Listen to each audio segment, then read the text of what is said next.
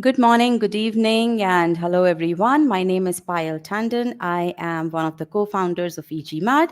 Today, I'm here with you on talking about graphic interpretation questions. It's part of the mastery series in data insights. This is something that we started in our last session, in which we covered two-part analysis, one of the 10 of the most difficult questions in two-part analysis. We discussed those in our previous session. Today, we are talking about graphic interpretation. And in the next two webinars, we are going to be covering multi-source reasoning and then table analysis. So welcome, everyone. Really excited to be part of this webinar. In this session, we are going to cover 5 really difficult questions in graphic interpretation. You're going to be solving each one of these questions one by one, and you will solve those in timed environment. Usually, I don't time you guys whenever you are solving questions, but a lot of the focus of this webinar is on how is it that you need to train yourself so that you can answer DI questions in the timed environment. So a lot of the processing that you need to do, skill building that you need to do in your preparation phase needs to keep in mind the timed environment of the test. So that is the reason why I'm not going to give you ample amount of time to solve these questions. I'm going to time you, and then I'm going to teach you what all skills are required. All right. So without spending any more time, let's go right into the execution.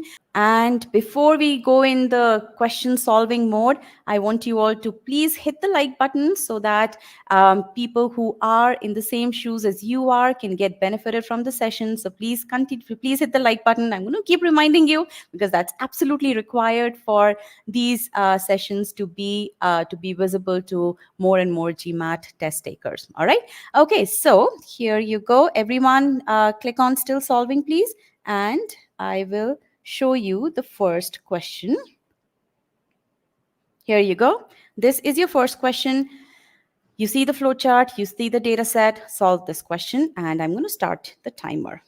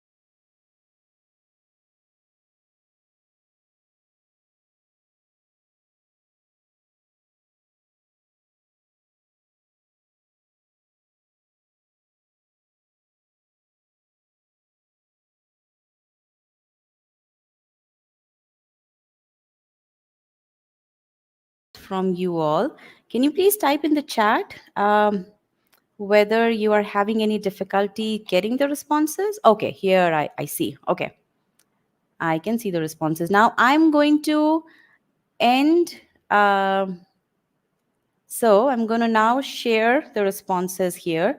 I have 5 responses so far. Okay, hold on one second.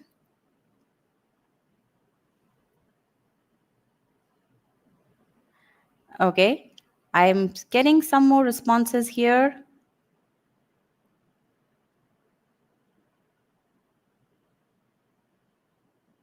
All right.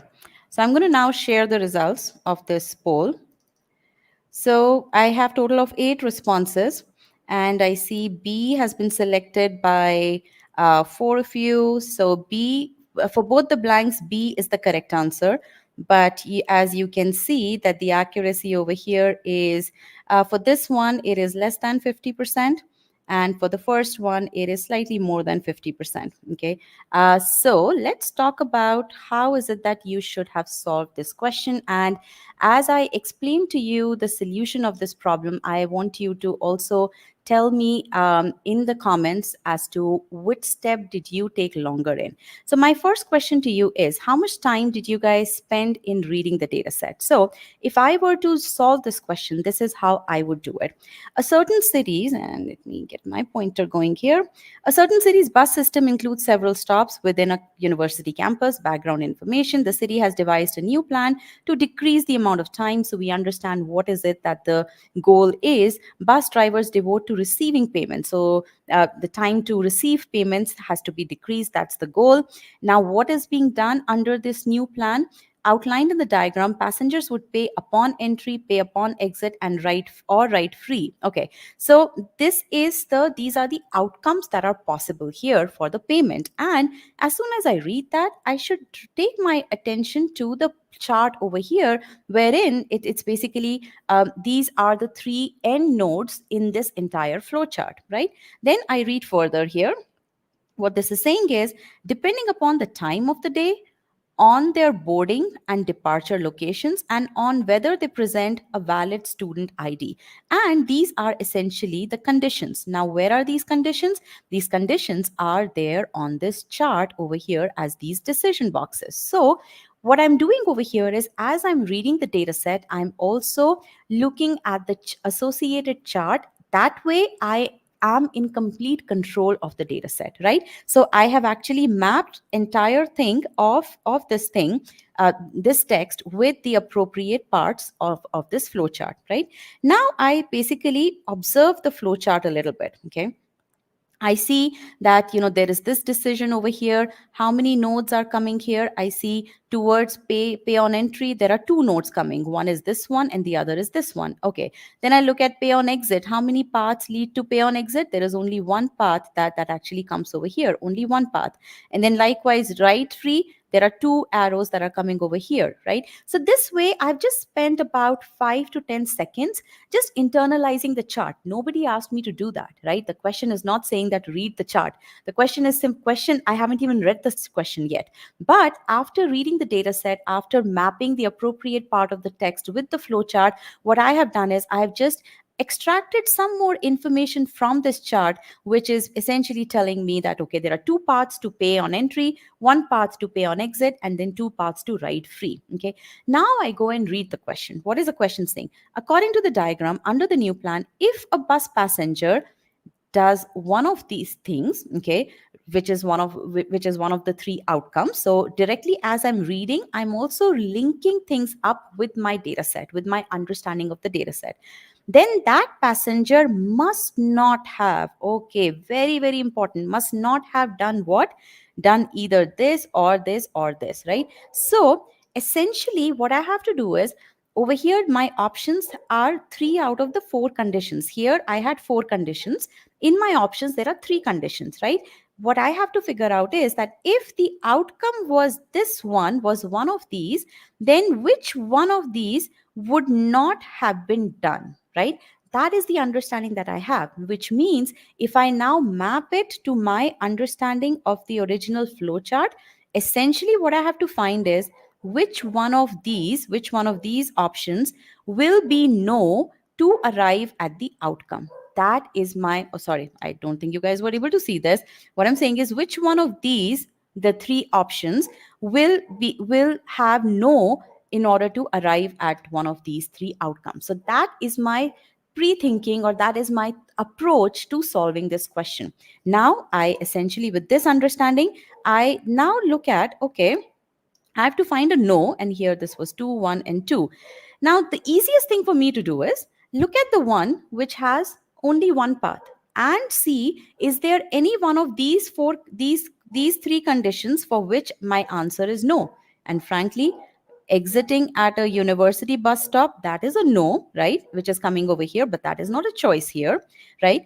And over here, boarded at a university stop, this one is a yes, so this one is gone. Presented a valid student ID, this one is a no, this one is right here, and here is my answer, B and B. Okay.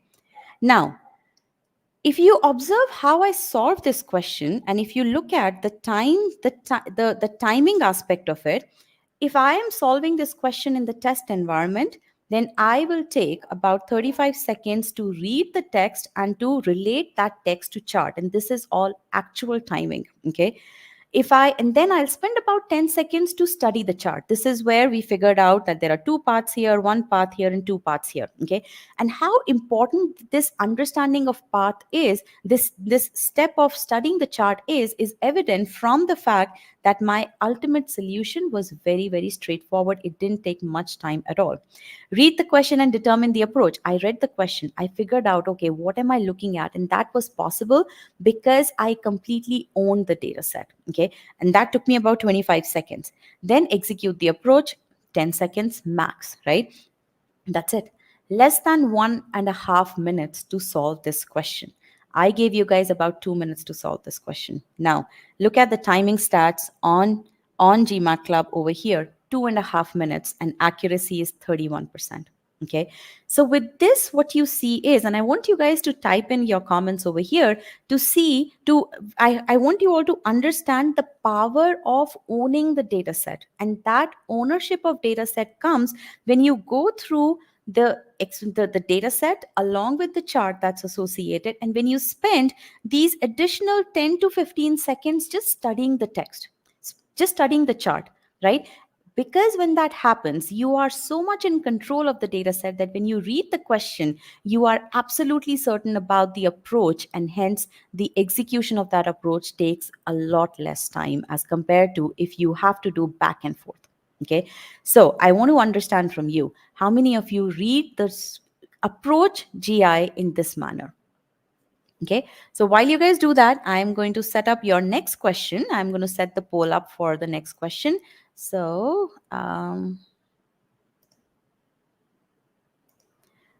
let me erase these responses.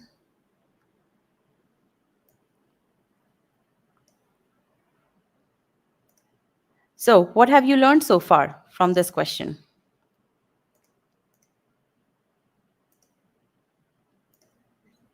Thanks.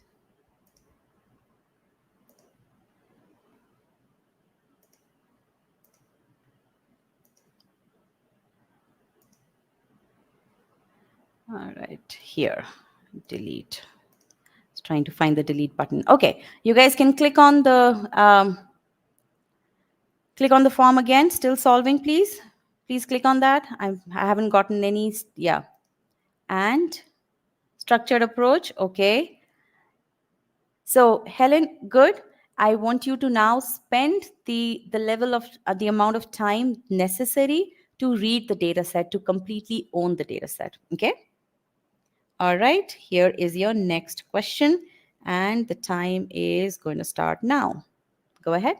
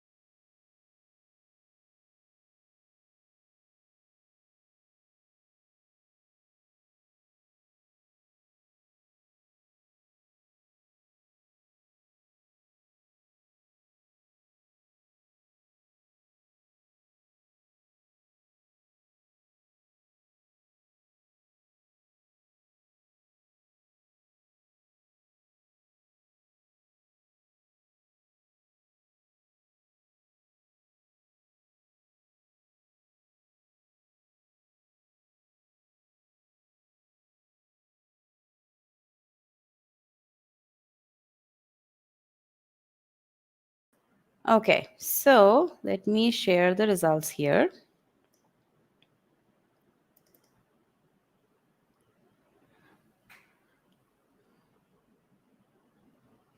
Okay, so the correct answer here is choice A for the first one. Greatest is the correct answer for the first one. Okay, and as you can see, again, the accuracy is about, well, less than 50% if I consider this one vote for still solving.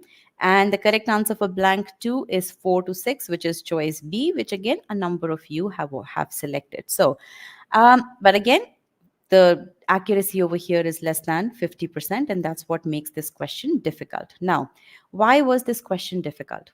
Again, there's a lot of text over here, a lot of country X, sorry, country Y, disease X, beverage Z. That doesn't make the question any easy. Okay, there's three different curves over here, relative risk. Again, there's lots going on. So to solve this question, really, you have to understand how to read this data set, and reading the data set requires applying strategic pausing as a technique. Okay, so let me write that down. You need to apply strategic pausing as a technique here. Okay, and as you are reading, you also have to relate the information with the graph. Okay, automatically, graph and text go hand in hand. Okay, that's very important. Okay, I end up writing here and then I realize that there is this logo here, but yeah, my PPT doesn't have that. So anyway, so let me write that over here again. Sorry about that. Strategic pausing, and over here, read the graph and the text together. Okay, so let's read this now. Okay. Based on a study of 10,000 person sample of the adult population of country Y, the unbroken curve. So essentially over here, what do I get to know? That we are dealing with a sample of population. The unbroken curve on the graph. So you look at this unbroken curve on the graph, and you'll also observe that there is this dotted broken curve. There are two broken curves, and the one that we have to look at is the unbroken curve right now. Okay, the unbroken curve on the graph plots an association between daily consumption of various amounts of beverage Z. So you observe this beverage Z, daily consumption. There's 100 ml glasses. Okay, daily consumption per day. So again, whatever words you are reading here, you are mapping the appropriate words on the chart. That's very important. Okay, and the relative risk, though, it's association, right? So when you're talking about association, it has to be association of something with something else, right? And the relative risk of contracting disease X. So observe this very important term over here, relative risk. Okay, relative risk of what? Of contracting disease X compared to the risk with no consumption of beverage Z, indicated by 1.00. So this is where you need to pause. Okay, and you need to understand what are we talking about. Essentially, you have this relative risk, right? Relative risk of contracting something. Whenever you talk about relative, there needs to be a baseline for that, or a base for that, and the base for that is no consumption. The chances of falling sick with no consumption versus the chances of falling sick with consumption, right? So, and then you look at this indicated by 1.00. You see that this is the line over here, which is indicating that this is no consumption. When there is no consumption, this is what is the relative risk, which is shown by the horizontal line. Now what you see over here is this chart. What is it saying? Now read some data points here. At 2 glasses, the risk actually comes down to 0.94. Okay, at 4 glasses, the risk is down to 0.9. So the risk of contracting a disease when 4 glasses of this beverage are being consumed on a daily basis, that comes down. Okay. And it basically comes down, and then it essentially comes back up over here. Now, if you consume more than between 10 and 11 glasses over here, then the risk actually passes. So more than 10.5 glasses or whatever that number is, then the risk actually increases, right? So this is how you are reading the chart, and you're making sense out of it. So essentially it's going down and then it goes up. So at this point, you need to have drawn the inference that there is this the lowest risk point, which is when this is at the lowest, farthest away from this baseline. Okay, so you already know that part, right? And before this, it is actually the risk is slightly more, again less than 1, but more than this point over here. And then here also the risk is getting more and more. Okay, so you understand this part, but below this line there is a reduction in risk. Okay, so you understand that part. Now you proceed further and observe how I'm drawing those inferences.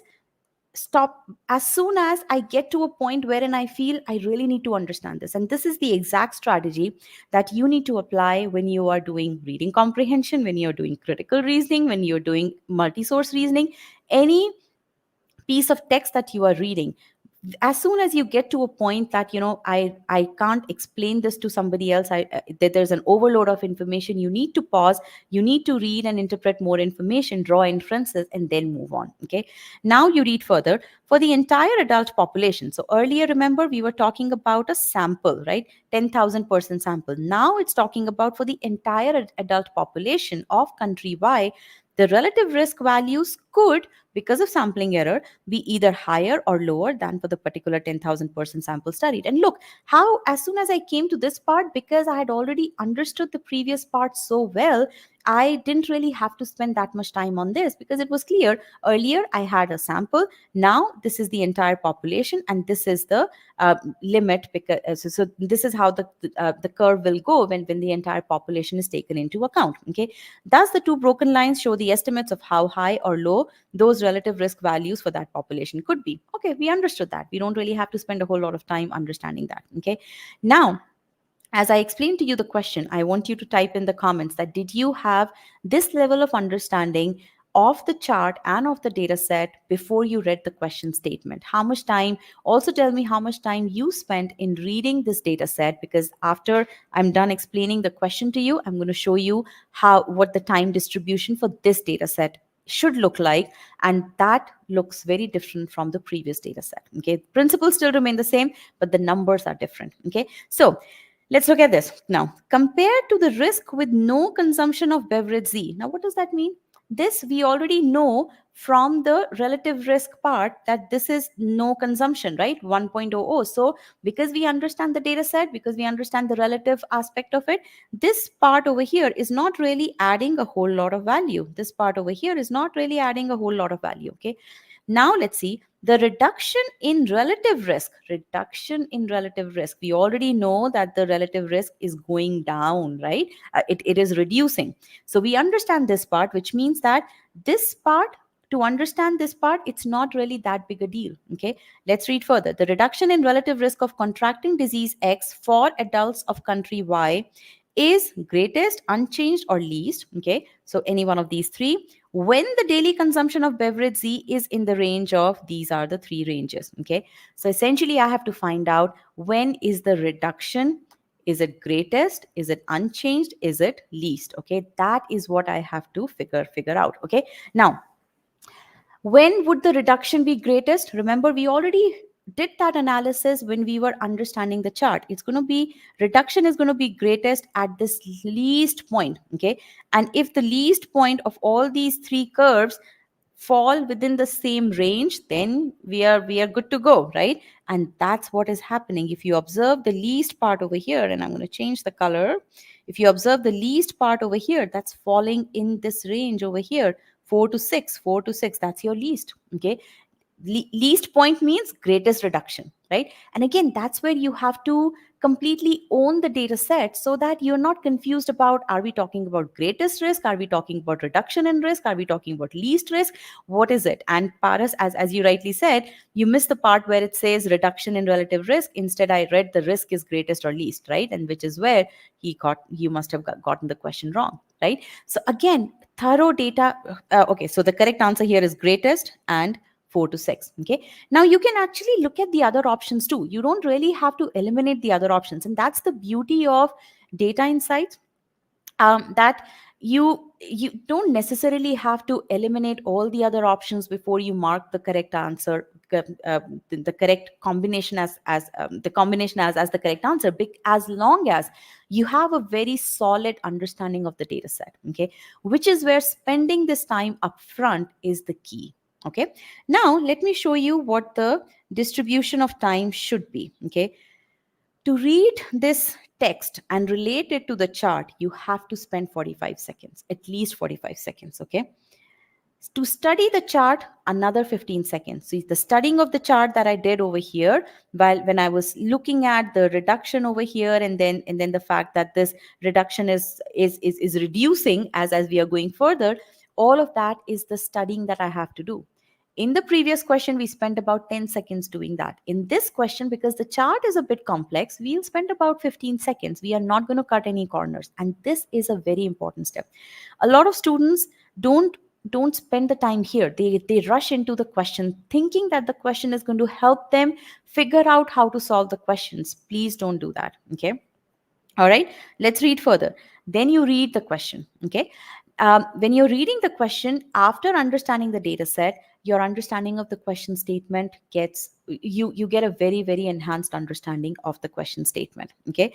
uh, Spend about 30 seconds doing that. Then determine the approach. Again, approach, if you have spent that, if you've understood the question well, if you've understood the chart well, approach is not going to take a whole lot of time. But don't get anxious at this point. Don't get into the solution aspect of it. Just understand. And over here, if you had spent these additional 10 seconds over here, you would not have made the mistake of skipping the reduction in the relative risk aspect. Okay, which is where you really have to focus on that. And then you execute the approach. 10 seconds, you're done. Mark the answer and move on.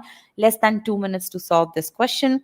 But if you look at the stats, about 2 minutes 37 seconds to answer this correctly, and more time taken to select incorrect answer choice. Okay. 41% accuracy here as well. The accuracy was pretty similar, little less than 50%. Okay. Now, let me take a few questions here. Um, Joy, good that you spend 1 minute. That is good. I hope that you got the same level of understanding as you need to. So look at that aspect as well.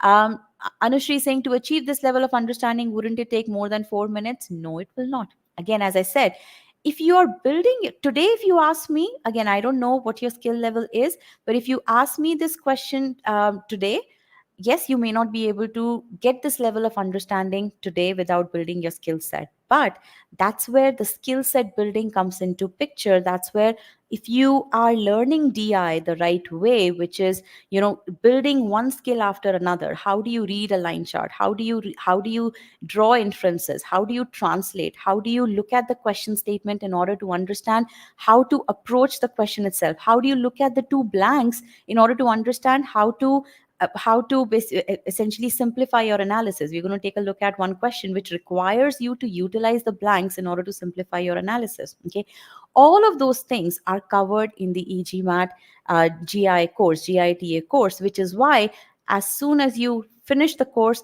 you will be able to get to that point wherein such questions should be a cakewalk for you. The biggest thing is sticking to the process. The biggest thing is not cutting any corners, not thinking, oh, this one seems to be easy, so let me just jump to the question statement. No. Owning the data set is the key over here. If you don't own the data set, okay, and if you cut corners there, I cannot guarantee accuracy, I cannot guarantee timing. But if you own the data set, if you build your skills to own the data set, then less time, increased accuracy. Okay, that's my promise.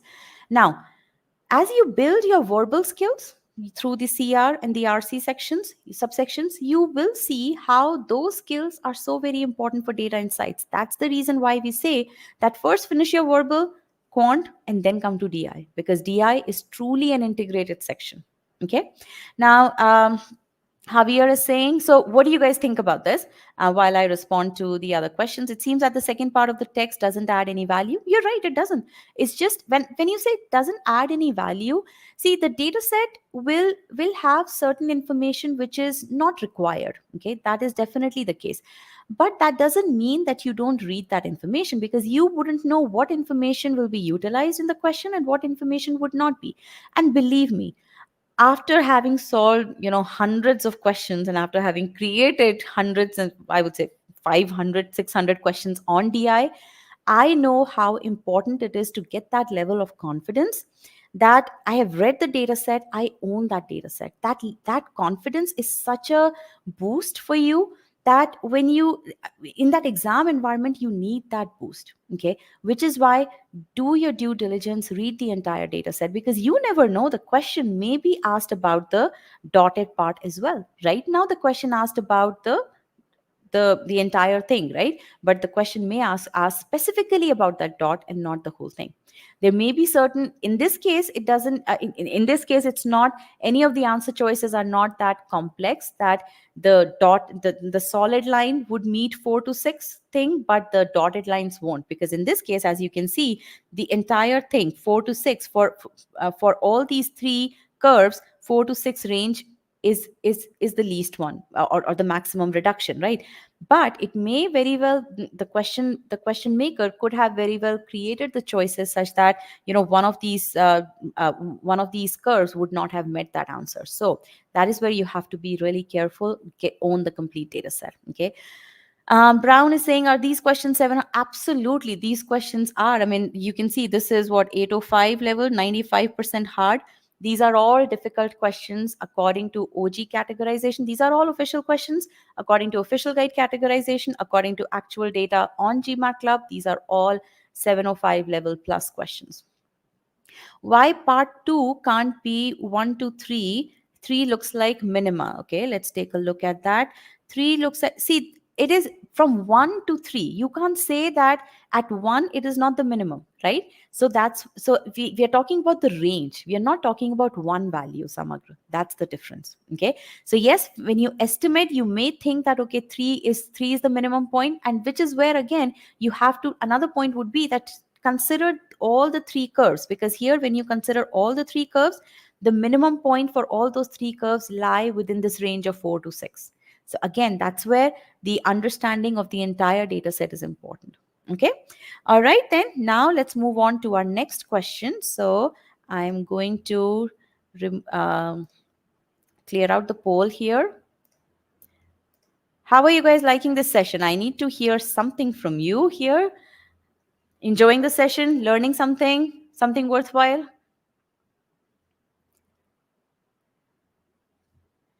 And the recommended flow of section, this is, I'm talking, no, this, the recommended flow of section was for preparation mode. Okay. For your actual exam mode, that's a completely different thought process, a completely different completely different decision making is required, taking into consideration what your strengths are, what your weaknesses are, what your tuck time is, so on and so forth. Okay. Okay, Medhya. Okay, I hope that answers your question. And again, you can go quant first and verbal next in terms of your preparation. But the main thing is do quant and verbal both before you do DI. Ganesh, amazing. That's really good. I'm glad to hear that.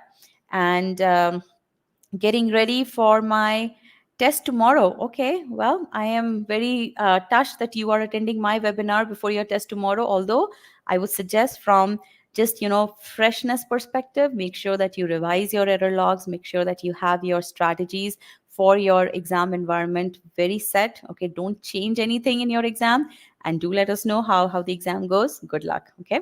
All right, so with this, let's go back to the poll here, and let me share the link again with you guys.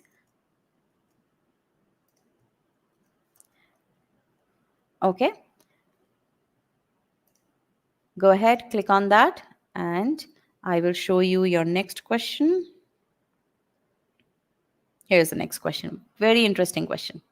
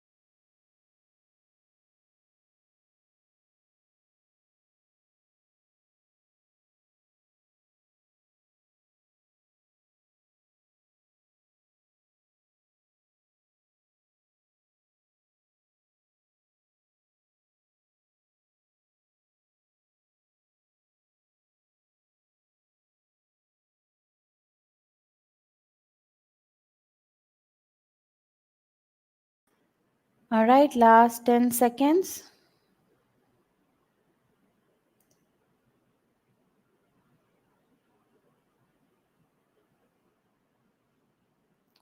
I don't see very many responses yet.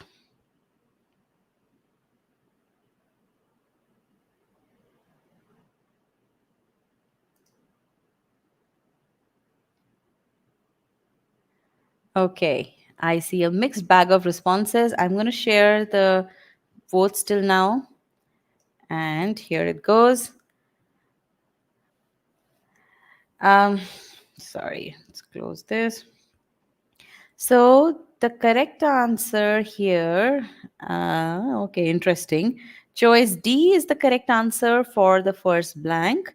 And for the second blank, choice, let's see, 2, which is B. B is the correct answer for the second blank. So while quite a few of you have selected B as the correct answer for the second one, so have gotten second one correct, but the first one is where a number of you faltered. Okay, which again tells it means that the again you guys have proven that this question is hard. So let's understand how to approach this question. Okay, as such, this question can be solved in less than a minute if you have a solid conceptual understanding with regards to the set theory. If you have that visualization muscle, which is something you will build as you go through the GMAT module of sets. But if you don't have that, then obviously you will end up taking a lot of time in processing the information. Now let's solve this one. Okay, so you have this again, the data set and the text and the chart over here are very I won't even say complementary. They're almost the same in a way, right? Group P consists of stockholders who receive the paper copy, P and P, so very easy. Group M is majority stockholders, and then group T is stockholders who are traders. Okay, and you then observe certain stuff about these numbers here, that group P, obviously, those stockholders who receive a paper copy, that's the largest number over here, largest segment here. Then you have group T, traders 245, a much smaller one. And then the majority stockholders, only 12 members. And it obviously makes sense. Everything is logical here. Then what it says is,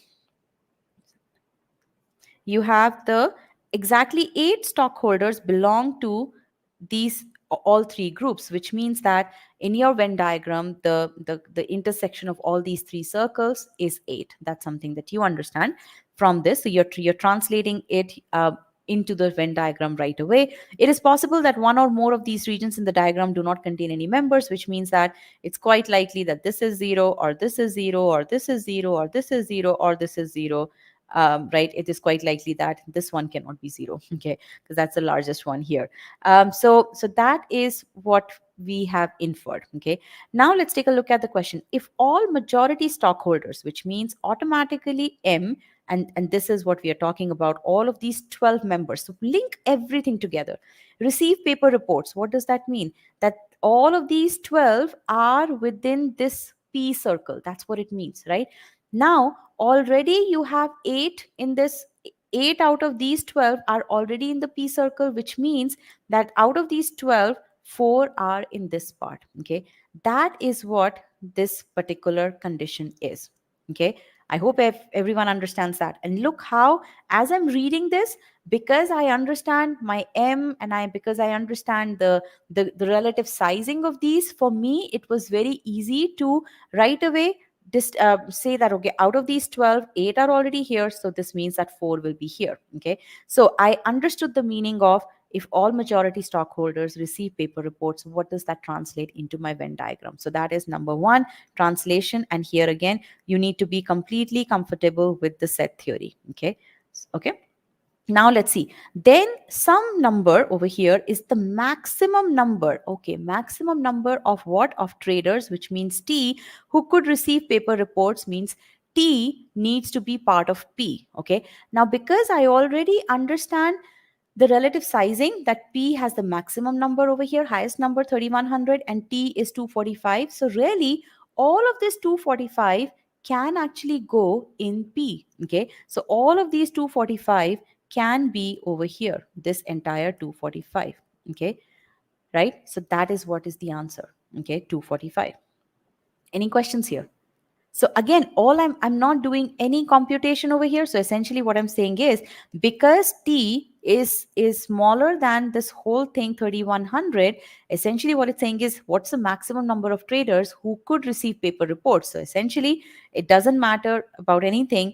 To all of this 245 could be this part of this this intersection over here, 245. Okay, so let me highlight that for you so that it's very clear. So all of this 245.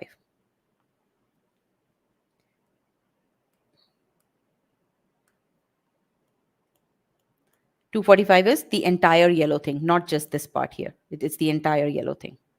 Got it? So that's the answer for the first one. Now let's take a look at the next one. And I'm going to erase all of this. Okay. Let's erase this also. Okay. Now what it's saying is, if exactly 10 majority stockholders receive paper reports. So here I had my 8, right? Now exactly 10 receive paper reports, which means I will have 2 here, okay, right? And I'm left with 2 more over here, okay? So I'm left with 2 more, which could be anywhere over here. Got it? Exactly 10 of majority receive paper reports means that this combination over here, this intersection of paper report, and I'm going to highlight that, this intersection of paper report um, and the majority stockholders, this entire thing is 10. 8 is already accounted for, which means the remaining will be 2. Okay. Now I take it further. What is the question asking? Then dash is the maximum number of traders who could also be majority stockholders. Okay. Traders who could also be majority stockholders. Remember now, traders who can also be majority stockholders, which means that these 2 that were left, and let me show it in a different color here, these 2 that were left, these 2 can be part of this circle over here, this part over here. This is the 2 over here. Got it?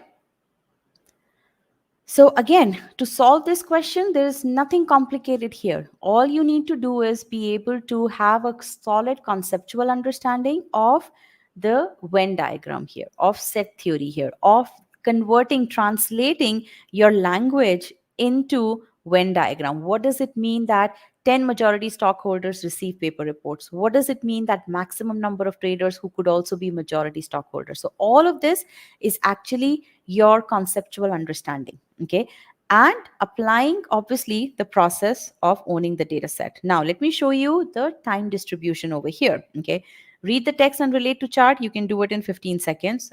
Sorry, this is cut out by this, so this is 15 seconds. Okay, study the chart for 10 minutes. Okay, sorry, for 10 seconds, right? And then let's see, read the question for another 10 seconds, solve the question in 10 seconds, read second question 10 seconds, solving second question is going to take you just 5 seconds, and then overall about a minute. Now, if I show you the stats, 3 minutes and 18 seconds. That's the actual stat, 95% hard. So, Anushri, you found this question easy.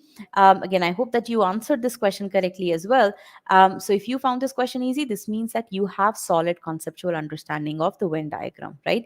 But this is a difficult question. But again, this is what you have to learn, that if a question is difficult, what is the skill that you need to build? Okay. Okay. Why is it not?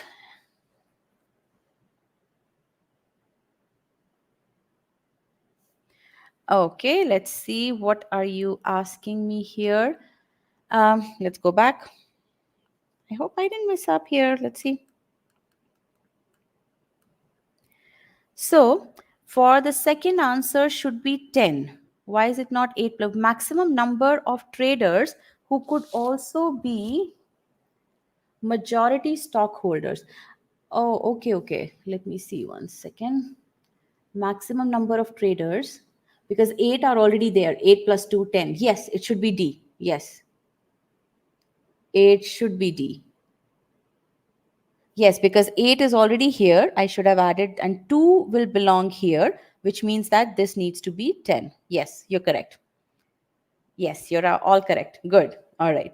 So again, translation is important here. I was considering, yes. So yes, we need to consider the entire shaded area. Good. Thank you so much, everyone, for spotting that error. Okay, so now let's move on to our next question. And let me clear out the poll. Hold on.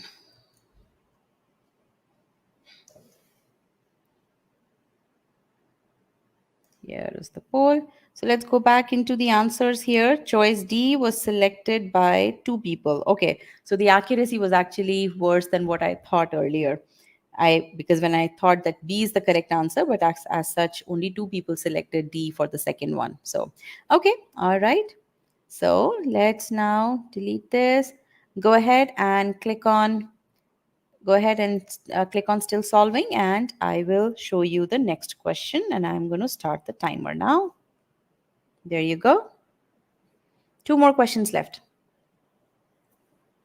These are all official questions from either Official Guide 2023 or Official Practice Platform or OG Review. So one of those 3. Okay. None of these questions are from the mocks.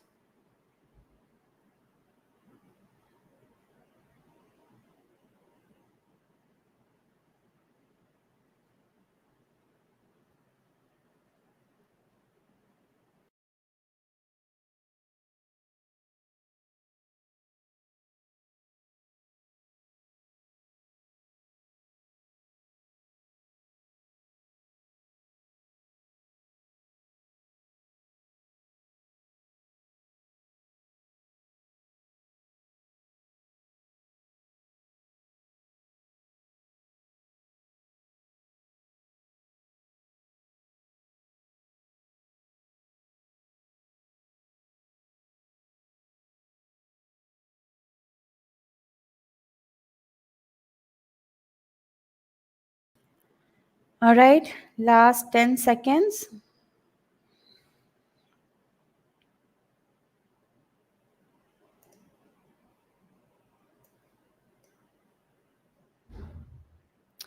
I don't see very many responses yet. We are over our time limit, so please put in your answers. That's okay. Just click on submit so that I get the responses here.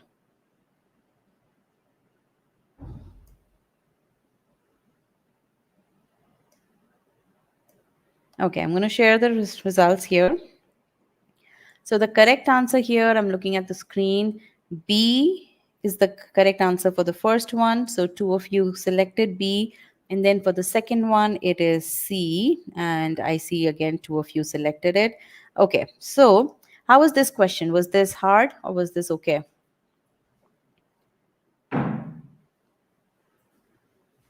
So you guys have to use the same link. You don't have to use a different link.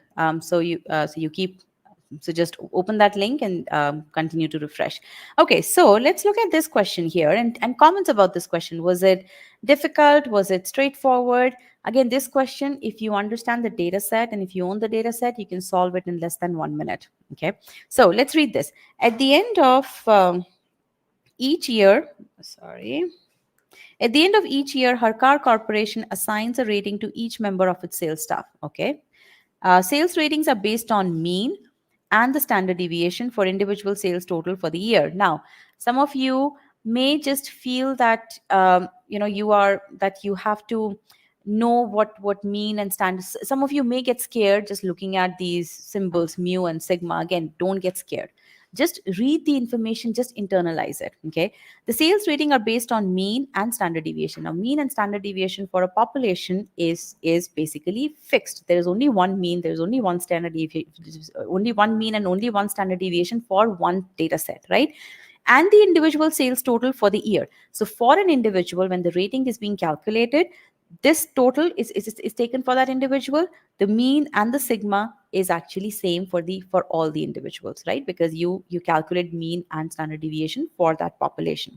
The rating is computed by applying the following formula, and then the rounding to the and rounding the result to the nearest integer. So that's it. The formula has been given to you.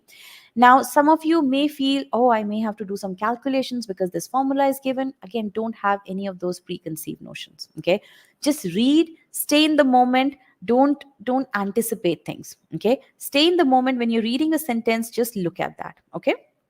Now, let's read further. Sales staff are considered for promotion if their rating is 3. So I look at this part over here, rating. If the sales staff falls in this part over here, they are considered for promotion. Not that they are granted promotion, they are considered for promotion. Okay. The graph shows the rating for the entire sales staff for these 3 years. Now, when you have these, so what you do over here is, you have these blue bars over here, that's for 2009. Okay, you have the gray bars over here, that's for 2010, and you simply take up one of the values over here. Okay, so 0 ratings. What does this mean over here? That more than 100, maybe 105 people in the year 2009 got this rating of 0. Okay, likewise, let's take up this one in the year, this one over here, gray one here, in the year for rating number 2, in the year 2010, about 15 people got this rating. Okay, so you just get some idea of this data set, right? Of some bars in this data set, so that you own that. Okay, then you look at the question statement. Now, I see there are some comments over here with regards to how much time I'm setting. I will tell you the reason why I'm giving you less time. I understand there is that notion that you have little more than 2 minutes per question, but I don't want you guys to go into the test environment thinking that you're going to have around 2 or 2.5 minutes for every question. There are some questions which are time hogs, and the next question that we are going to do, which is going to be the last question in this session, that is surely a time hog. You will need to spend time on that one. This question, on the other hand, if you're building your skill set, you can solve this question in about a minute. That's the reason I'm giving you, whenever I can solve a question within a minute, right? Or I'm giving you a minute and a half to solve that question. So I'm always giving you more time than what you will take once you build the skill set to solve such questions. So I want you guys to have that calibration in your head. I don't want you to go into the test environment thinking that you're going to have two or 2.5 minutes to solve questions, because every question is not made the same. Okay, does that make sense? And it's absolutely fine for you to not be able to solve these questions here, because the point of this webinar is to tell you what kind of skills you need to build. Okay, and how is it that you need to be approaching these questions. Okay, so let's look at the question now. The graph supports, refutes, nor supports, neither neither supports nor refutes. That that's what the language should have been. The claim that, so essentially a claim has been given over here. Okay, and we have to figure out, does the chart support the claim or refute the claim, or doesn't give us any information one way or the other. Maybe there's some information that goes in favor of it, there is some other information that goes against it, right? So that's how you have to understand the question statement. Now you understand what is the claim over here, and then you go into the data set to figure out what data to extract to figure out the validity of that claim. Okay, so let's look at the claim now. The sales staff had the fewest members in 2010. Okay. Now, over here, what I have are individual ratings. And when I was understanding the chart here, I could tell that the y-axis is giving me the number of people with these ratings. So essentially, if I were to add the bars for 2010, and then if I were to add the bars for all the blue ones for 2009, and then likewise the orange one for 2011, if I can figure out which one it is 2010 total less than 2009 total less than 2011 total, then the answer would be support. So that's what I'm going to now do. I'm going to visually see how does 2010 total measure up to the other years. Now, if you observe, gray bar is high, is almost at the peak over here. Okay, in these three ratings, gray bar is the highest, which means that for this part of the ratings, we had 2010 had the greatest number of people, right? Now, when you look at the next part over here, and let me use another color here. Next part over here, you see that orange is the least, okay? In each one of these, orange is the least, which means that there is no way that 2000 for 2010 to have least fewest number of members, which means that this chart actually refutes it, okay? So that is how, in fact, in fact, the gray ones, 2010 is the maximum. Sales staff had the maximum number of members in 2010, okay? And over here, you didn't have to do any calculations. All you needed to do was just do visual estimation over here, okay?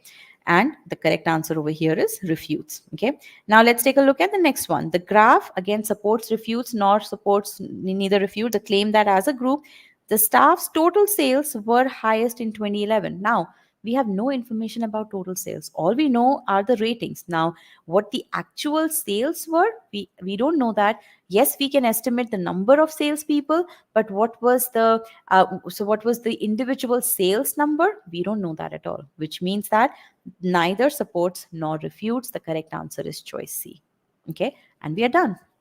Now, in terms of the time distribution of this one, read the text related to the chart, 20 minutes to 20 seconds. Okay, now here the main thing is when you are too fixated on these technical terms, if you are scared of these technical terms, you feel as if you have to spend more time, but that's where you have to remove those preconceived notions from your mind. Okay, read the information as it appears, one section at a time. Okay, which is why you can do this part over here within 20 seconds. Read the text and relate it to the chart. Study the chart. Spend these additional 10 to 12 seconds in order to study the chart. And what does that studying do? That studying tells us, because the data set here did not explain this number over here. Okay, the data set did not explain this number, which is where we had to spend the time in understanding the chart to see that, okay, what is this y-axis saying? Okay, then after that, read the question. Read first question, spend 10 seconds on that, right? When you're reading that, and then you basically, when you're reading supports, refutes, nor supports, if you practice the right kind of questions in the right with the right mindset. So as you go through the eGMAT course, when you're looking, there'll be numerous questions which have this pattern over here: supports, refutes, neither support nor refute. You will get used, your mind, you will get used to interpreting such questions within no time, right? And that's where you'll be able to solve such a question in less than a minute. Read question number 2, because once you set the process for question number 1, question number 2 followed the same process. And because you had a solid understanding of the data set, you didn't really have to even think through or analyze a whole lot to answer question number 2. Okay, and which is where you solve it within 2 seconds, right? So which is what you see over here, less than a minute. And if you look at the stats on gmatclub, you see 2 minutes and 44 seconds to answer this question correctly. Okay, so what does this tell you? Again, 95% hard. This is a difficult question. Okay. Now, Manan, you're saying the para only wasted our time. Yes, you can say it wasted your time. But if you go with data interpretation questions with that mindset that something is going to waste your time, you will not spend the time in reading that, because you don't know what information is going to be valuable and what information is not going to be valuable, which is where practicing the right kind of questions with the right kind of process is the way to tell your brain, to wire your brain to be able to sense, okay, this is information that's there. I understand what it's saying. I don't have to spend a whole lot of time understanding how the rating is being calculated. As long as I know there is this individual total and there is this mu and sigma, and that's it. And then I'll handle whatever is thrown at me. Okay, that's the mindset that you need to have. But don't go with the mindset that this is not going to give me good information, because till the time you don't read and understand, you don't know what is valuable and what is not. Okay. Shalini, I assume the mean and the formula can somehow relate to the total sales. Well, assumptions, no, that can't, right? So now you understand why that can't. Okay. So this is it for this question. And now let me share the last question of the session. And I think because you guys were asking about the links, let me clear this out and then give you the link as well. I'll give you the new link. Collect.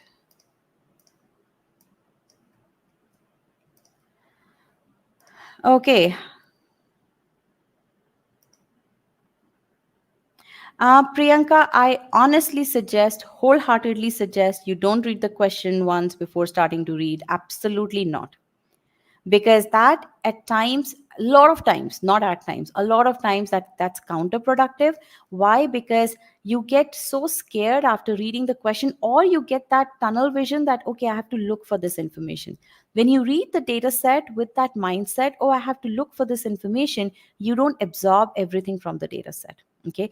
And I don't even understand the fascination behind reading the question first before reading the data set that's given to you. Quite simply, I mean, when you are given a case study, you have to absorb that case study, and then once you own the case study, you can answer any question that's thrown at you. That's how you need to approach every question on the GMAT, whether it's CR, whether it's RC, whether it's MSR, whether it's DI, whether it's DS, any question. Don't look at the question first, because then you become tunnel vision, and that is detrimental to you.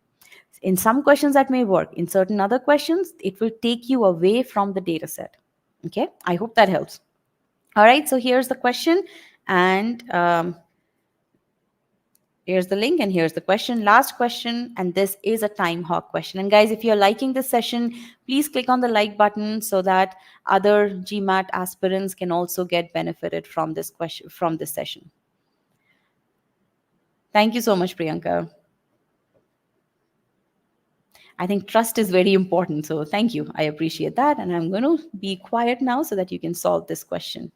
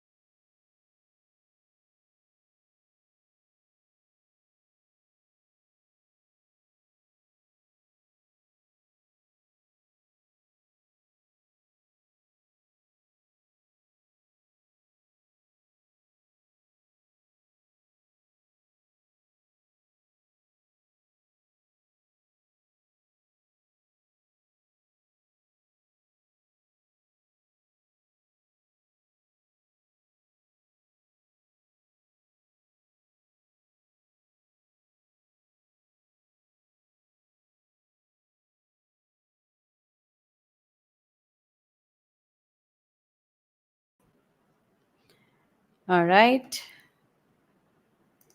Don't see answers till now. Okay, now they're starting to come in.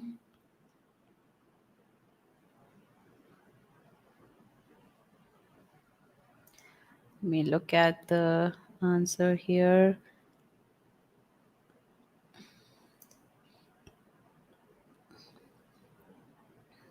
Okay.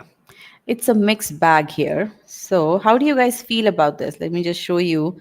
Um, so, A, it's two of you, then B is two of you. The correct answer is B and F. For the next one, it is F. So, I see four of you have selected F.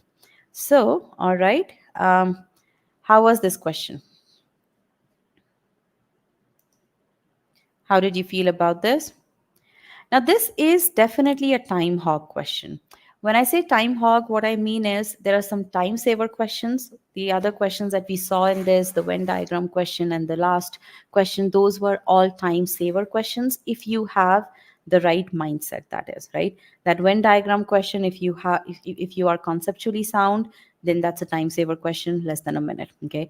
Last question, if you are not scared of those technical terms, and if you trust yourself as you're reading the data set, that's a time saver question, less than a minute. Okay. This one will definitely take you 2 minutes, maybe even 2 minutes and 30 seconds. But yes, within 2 minutes, within 2 minutes, 30 seconds, you should be able to solve this question. Okay. But again, that is possible only if you follow the right approach over here. Right approach meaning in this one, you have to take this pie chart and the information in the question statement and you have to organize it in properly in a tabulated format, and then you need to draw certain inferences, and there are lots of inferences to be drawn in this. Okay, how many of you solved this question using hidden trial or by plugging in values? That's another thing which is very important in data insights, and for that matter in problem solving as well, that whenever you solve, and while you put in your responses here, whenever you solve a question by plugging in values without using any smart elimination of answer choices, tell yourself that this is not the most efficient way of solving the question. Okay. So, because, and again, you may be able to get to the answer, but you will definitely take a lot more time. Okay. And you will not build the skills that are required that will help you to solve these questions, to solve different kinds of questions in the test environment. So, that's very important. So, if you see yourself plugging the answer choices without any smart elimination of answer choices or without any smart selection of answer choices, that's a red flag. Again, this is for when you are building your skills in the test environment. Do whatever you got to do in order to answer the question. Okay, right? But when you're preparing, that's a rule of thumb that I tell all my students. Okay, now that being said, let's solve the question. A retail store has 60 employees. I'm going to, sorry, 60 employees. Oh, 1 second. 60 employees, full time, FT sales, PT sales managers, and we see the same thing over here in the chart. In proportion shown by the graph, each full time salesperson and each manager works the same number of hours per week. So essentially, what I have over here is FT. Let me change the color, it's not the most brightest. It's not the most bright. Okay. FT, PT, and managers. And in terms of the number of hours, let's write that down. Each full-time salesperson, if say X, and manager also works X, okay, works the same number of hours. Each part-time salesperson works exactly half the number of hours. So I'm going to write that down. Okay. Now I also have the number of people over here, right? Because I have total number over here as 60 and I have the proportion here. So I can calculate the total number of FT, PT, and M people. So I can do that calculation. Okay. I'm going to hold off on that because I want to see as to where the question is going right now. Okay. So let's do that. Then the store wants the ratio. Okay, there's a ratio of the total number of hours worked. Now, here we are talking about the total number of hours. Now, how can I find the total number of hours? By multiplying these two, right? Whenever I get the number of the folks, I can multiply that by full time salespeople to the total number of hours worked by the part time salespeople. So, FT total hours over PT, so total hours. this ratio is supposed to be 2 by 2 is to 3 and wants to achieve this ratio. How can that ratio be achieved? Without changing the number of managers or the number of hours each manager works. So my X cannot change here at all. Okay. Now, because now it's talking about the number, so let me first get the number of people over here. I should not be delaying that calculation anymore. So let's do that over here. Total of 60 people here, and 10% of those 60 are managers. So that is 6 over here. And then I have 60% of these are PT sales. So 60% is going to be over here 36. And then 30%, which is half. So that is going to be 18, right? The 30% is half of 60%. So half of 36 is 18. So this is the total number of people that I have over here. Okay. Now, observe what cannot happen. What cannot happen is I cannot change X cannot change, and 6 cannot change. Okay. Now let me see what my current ratio is. Okay. My current ratio right now is, this is 18x, that's the total number of hours worked. Okay. And this is also 36 into x by 2, this is also 18x. So really this ratio over here right now is 18x over 18x, which is 1 is to 1. This ratio is 1 is to 1, and this ratio has to go to 2 is to 3. Okay.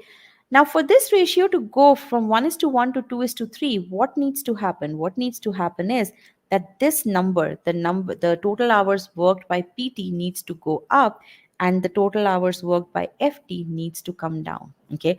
That's the inference that you have to draw at this point. Now, why is this inference important? Because if you observe here in your answer choices, you have decrease, decrease, decrease, increase, increase, increase, and again similar numbers over here in decrease and increase, right? Now there's so many choices over here, right? So it may become difficult for you to look at each one of these choices, but because you've already drawn the inference that your part-time salespeople would actually increase, the total number of hours worked by those need to increase for the ratio to go from 1 is to 1 to 2 is to 3, right? So you understand that part, right? Now you also take a look at what the question is saying. How should the decrease happen? How should the increase or decrease happen?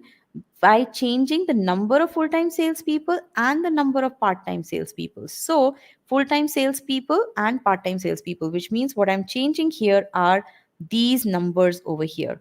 Right now, this was 18. This was 36. I'm changing these. Now, for sake of simplicity, what I'm going to do is I'm going to simply, and let me change the color here. I'm going to say, let me add a number of people. Now this A may be negative. That's absolutely fine. I'm just keeping that simple. And let me add B number of part-time people, right? Now, what will happen over here is let me remove this stuff also. Now what's going to happen over here is that 18 plus A over 36 plus B is equal to 2 over 3. That is, times x, and here times x by 2, because this is the ratio that we are looking at, right? Total number of hours. Don't forget your x over here. Now x and x get cancelled, right? What am I missing here? One second over here, x by 2. Okay, and this 2 will come over here, and then 2 will also get cancelled over here, and what I get is 18 plus a into 3 is equal to 36 plus b. Okay, now when you simplify this, what you ultimately end up getting is over here, let's do that. 54 plus 3a is equal to 36 plus b. You move things around, you get 3b minus 3a is equal to 18 over here. Okay, this is what you get. Now, what does this tell you? This is where you have to draw another inference, and I'm going to remove this part over here as well, the calculation part here. Now, this is where you have to draw the inference that b minus 3a is equal to 18. What can you draw over here? B is equal to 3a plus 18, which means that 3 into a plus 6, which means b is a multiple of 3. B is nothing but 3 into something. Okay. Now you utilize this to get rid of some options. Okay. Let me go back. You already knew that B these options are already gone. Why? Because B was supposed to increase. This is B and this is A, right? B was supposed to increase and A was supposed to decrease. So you already have eliminated this and you already have eliminated these from your inference number 1. Okay. Now from inference number 2, what you are saying is that your B is a multiple of 3, which means that the only value that's possible over here is increased by 6. Now you put 6 back into your equation, and what was your equation? B is equal to B minus 3A is equal to 18. 6 minus 3A is equal to 18, right? And you get A is equal to negative 4. B is the correct answer. So do you see how by drawing inferences, as I was solving the question, I was able to eliminate inference number 1. I was able to eliminate these many answer choices. Inference number 2, I was able to eliminate these answer choices from inference number 2. Okay. And I honed in on this one. And then once I honed in on this one, I selected choice B as the correct answer. Now again, even if you, so this is what you should be looking for when you are solving, when you're practicing, when you're learning these skills. Okay. Can I solve these questions with a more scalable method? And anytime you draw inferences to solve a question, that is a much more scalable method to solve, instead of doing trial and error, instead of assuming numbers. Again, in some cases, yes, you can do that, but always have that mindset to solve questions with scalable methods, which is where owning the data set, okay, owning the data set, drawing inferences, these are owning the data set is the overarching principle, right? And then drawing these inferences, creating your notes, creating your own table, right? Doing elimination that way, that is scalable. Okay. Now for this question, reading the data set itself will take you upwards of 30 seconds. Organizing the data in a table will take you another 33 seconds. Again, these are all actual times. Okay. Drawing inferences, another 12 seconds. And here we drew 2 inferences. Change only in the number of part-time and full-time. And PT is going to increase and full-time is going to decrease. We made two of those inferences. Okay. Read the question. 12 seconds to read the question. Assign variables to blanks. We knew that the first blank is A and second blank is B. Second blank is increasing. This is decreasing, right? So we already knew that when we went into the question. Okay. Confirm your inference with the values in the blank, right? We knew that we can only change full-time and part-time, right? But we confirmed that when we went into the question statement. Then set up your equation. Give yourself time. Don't rush into it. Then simplify. Don't rush into that. In for the value of B, that is another 5 seconds here, and then solve for A. So total of 2 minutes and 10 seconds. Okay. But if you look at the actual data from gmatclub, 3 minutes and 36 seconds. Okay. More than a minute more. Okay. And 95% hard. So difficult official question can be solved in under 2.5 minutes comfortably if you use the approach of owning the data set. Okay. With this, we've come to the end of this webinar. Okay. I want to understand what have you taken away from this webinar, and where is it that you were before the webinar and where are you right now after solving these 5 questions with me. 5 difficult questions, 95% hard official questions in fewer than 2.5 minutes for most of those. In fact, if I were to go back and tell you the timing, first question was 1.25 minutes, second question 2 minutes, and third question 1 minute, and then here 2 minutes and 10 seconds. Okay, these are the actual timings over here. So what do you guys take away from this? I went 22 minutes over for this session. Apologize for that. But I hope that you guys have learned from this session. And I want you to tell me what have you learned. Okay. I want you to hit that like button if you enjoyed this session. If you think this session is going to be beneficial for your fellow GMAT aspirants, please hit that like button. That would mean a lot to me and to everyone preparing for the test.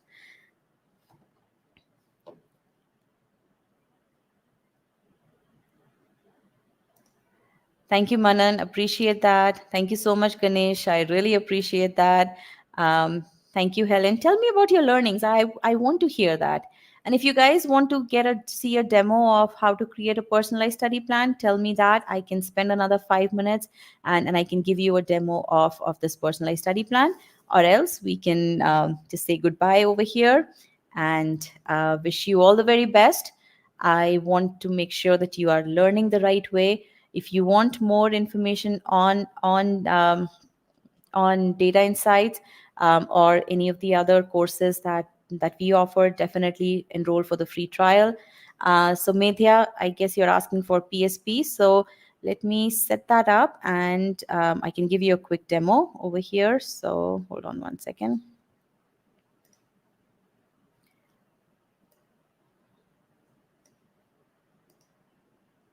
Sure, I can. Give me 2 seconds. I have to log in and I will give you a demo right away.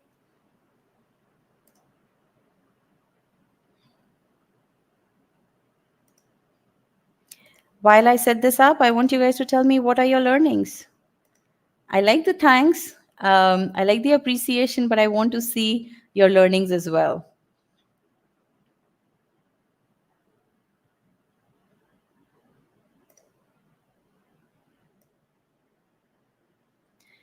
Okay, so to create your personalized study plan, you go to plan and then you come over here, focus study planner, and you click your study plan. Okay, so hold on one second. One second, let me just end the slideshow here.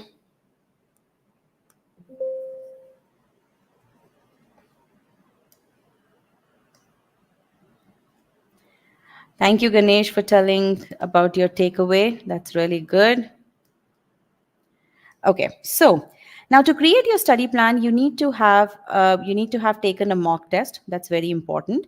Now you can either take your actual GMAT attempt, or you can take your MBA.com mock test.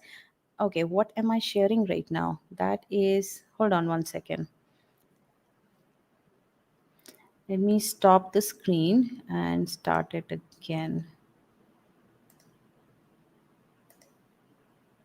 Share screen, window here. Okay, so let me go back. To create your study plan, you log into your eGMAT account. You click on plan here, focus study planner, and you then hit the click over here, create your study plan here. You need to have either your actual GMAT score, okay, because you need to have the ESR, or the ESR that the official mock gives you, or the ESR that the eGMAT Sigma X mock gives you. And every person, so everybody has access to at least one Sigma X mock test. If you're a student, you have total of 5 Sigma X mock tests. So let's click on create study plan here. Okay. Now I'm going to assume my score as, let's say 5.7, my target score as, let's say 685.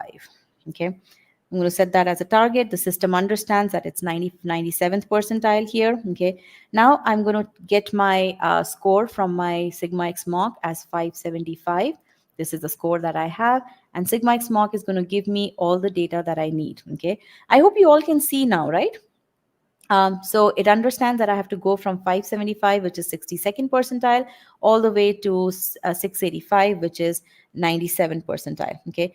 Now I have to put in my sectional scores. So in verbal, say I'm at 77, in which is 33rd percentile. So as you enter the data, right, it actually contextualizes the percentiles for you so that you understand how different 77 in verbal is from 82 in quant. And understanding that difference is very important. And the system is smart enough to say that if you are at a 575, and with 77 in verbal and 82 in quant, then in data insights, you can be between 75 and 79. And in fact, when I enter this, it tells me, look, you need to enter the right score range, score within the valid range. Okay, so then I enter 76 and then I click on get target sectional scores. Now what the system is doing is it is looking at my strengths, my weaknesses, looking at what my target score is, and it's giving me the most optimal path out of 110 probable paths. And this is something that's very important to understand. Out of 110 probable paths, it's given me that in verbal 83rd, 83, quant 88, and data insights 81. And in fact, at this point, I can actually pick a different what happened, sorry, I started clicking on the other thing. So I can actually pick a different sectional score as well, right? And then if I and then let's say if I decide on doing 85 here in verbal and 84 here and over here 84 again, then the system tells me, look, what you are signing up for is 156% more challenging, right? So it tells me that when I'm doing something, it warns me that when I'm doing something suboptimal, why am I doing something suboptimal, right? So that's very important. So I'll go with the system recommendation. Now it's looking at it's going to work on the subsectional aspects, right? So let it do its work. Now what it has done is it has told me from in verbal where do I need to go, from where do I need to go to where, and it's also giving me that timeline for this entire information, which is that I have about 50, I need to spend in verbal, out of the total 94 hours, majority of my hours will go into spending into preparing for stage 1, okay? And then stage 2 is a 16 hours, right? So stage 1 is where you're learning the concepts, learning the application. Stage 2 is where you're cementing it, and a number of students skip that step, and that is really detrimental to your preparation. And then test readiness, a very, very significant step. And test readiness is not done just across for all the 3 sections together. It is done after one particular section is done, so that you are absolutely certain how to answer those the entire section in the timed environment. Now quant is a little different here. In quant, you are doing stage 2 before you're doing stage 1. Why? Because you're already at the student is already at 76 percentile, right? So the student doesn't really need to go through all the concepts and application files for stage 1.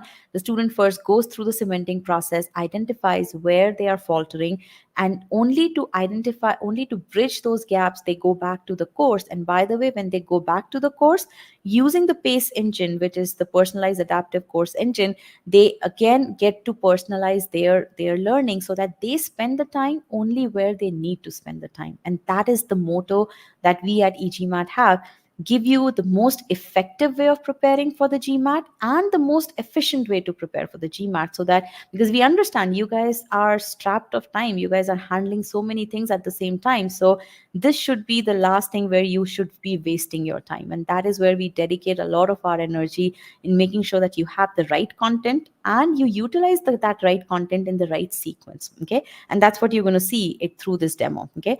So now I'm going to breeze through this. Let's say I'm here and here. So let's get optimal verbal pathway. So now not only not only how long you're going to take in verbal, but in CR what's going to be your journey, in RC what's going to be your journey. I'm going to accept that.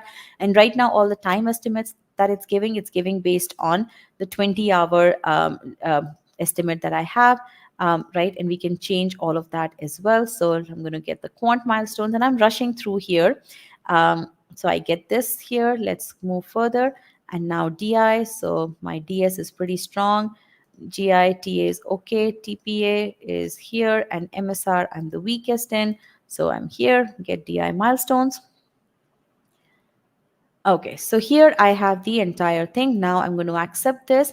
And now I'm going to add my timing estimates here. So you see over here, you can visualize the entire journey. What's my path from verbal? How much time I'm going to take? This is the chart that you'd already seen. This chart has been painted again.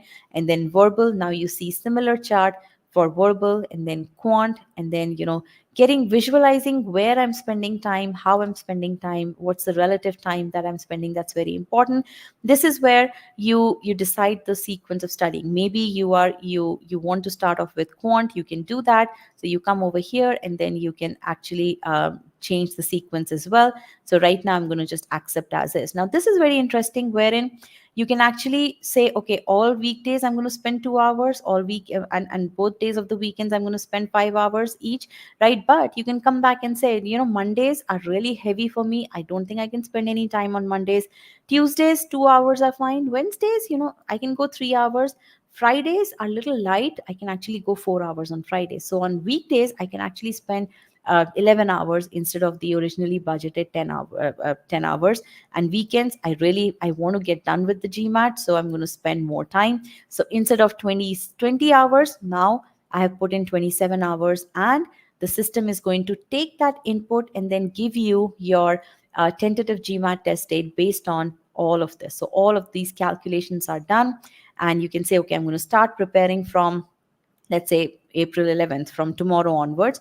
So given where my current standing is, I should be ready to take the test on June 15th. Okay, I'm going to accept that, and the system now gives me the entire thing. And then I understand the entire journey. Now it, it's basically, now I have to first finish master comprehension course, and then that's going to take me about 7 hours. So now it's actually drilling down to the specificity of what am I doing in critical reasoning. For critical reasoning, I need 41 hours, which means about 2 weeks. For this student, it's going to be less. It's going to be less than 2 weeks. Why? Because the student is spending 27 hours per week, right? And then cementing is 6 hours. So this student can actually finish cementing on a single day of the weekend. Okay.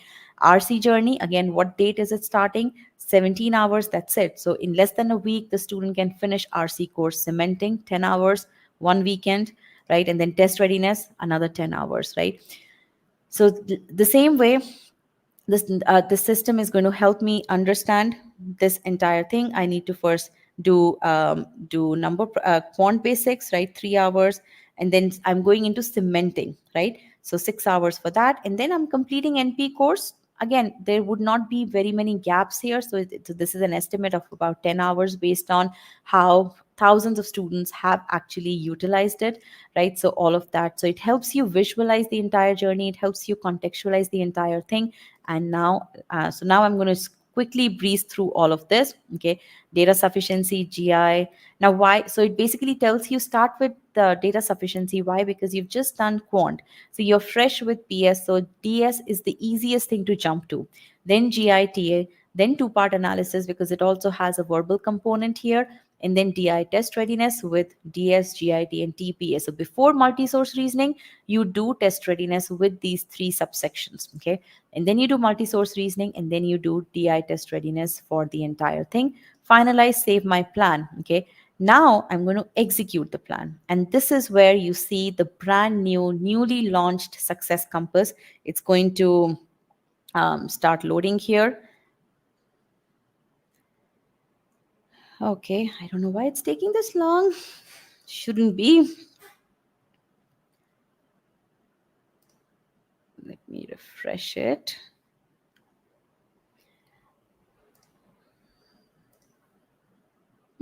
Back to calendar. Okay, so here is your Success Compass. Okay, so this is the execution mode now. So what you see, what you saw in the plan was the plan in a linear order. Now here you see everything laid out to you in a calendar view, because we work with calendars, right? So think of this as your own project management Gantt chart kind of thing within your personalized study plan. And here you can do a number of things. Okay, let's say you start this, and you can actually update the task, which obviously I cannot do here.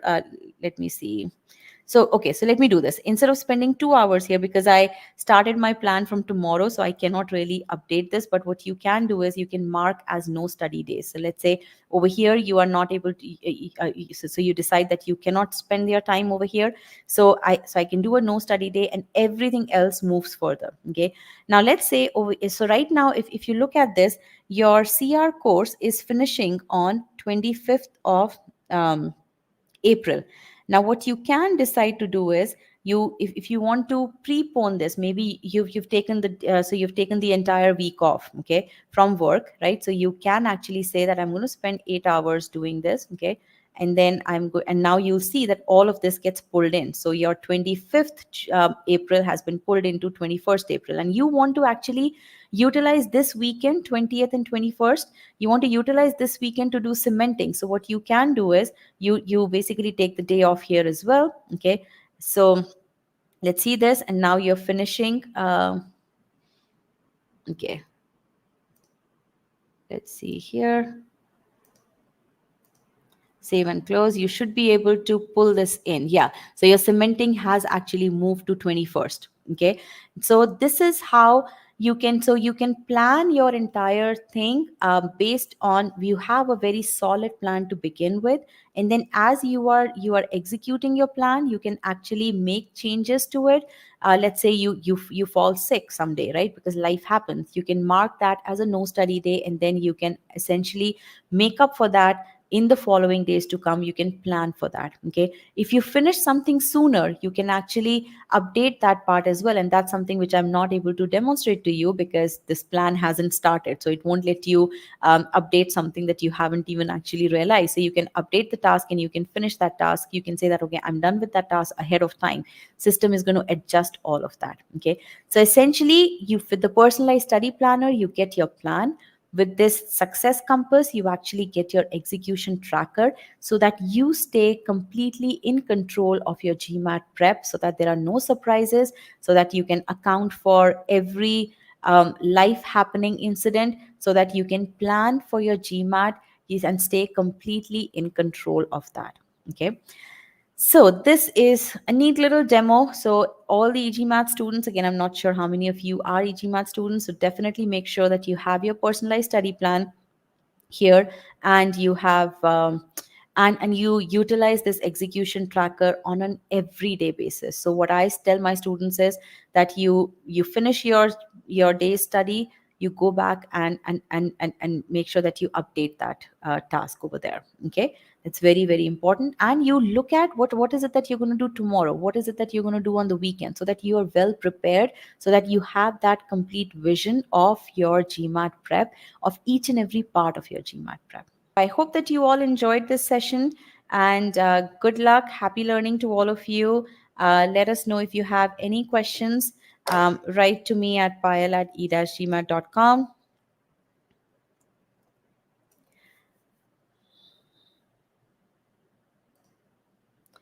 Appreciate that, Medhya.